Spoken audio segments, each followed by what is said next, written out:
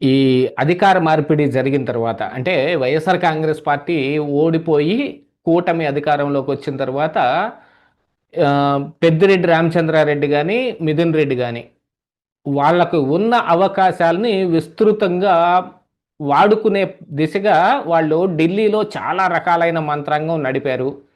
కాకపోతే హ్మ్.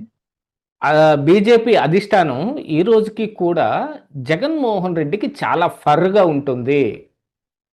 ఈ దీని మీదకి అక్కడ వీళ్ళు బీజేపీలోకి వెళ్ళడానికి జగన్మోహన్ రెడ్డే సగం అడ్డం అయిపోతాడు.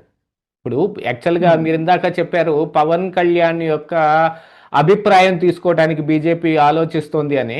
యాక్చువల్‌గా పవన్ కళ్యాణ్ తోటి చర్చాగోష్ఠి ఇలాంటివి ఏమి ఉండవు నాకు తెలిసి. వాళ్ళు హ్మ్. చేయదలుచుకుంటే వాళ్ళు చేసేస్తారు. ఎందుకంటే ఈ విజయసాయి రెడ్డి రాజీనామా ఆహ్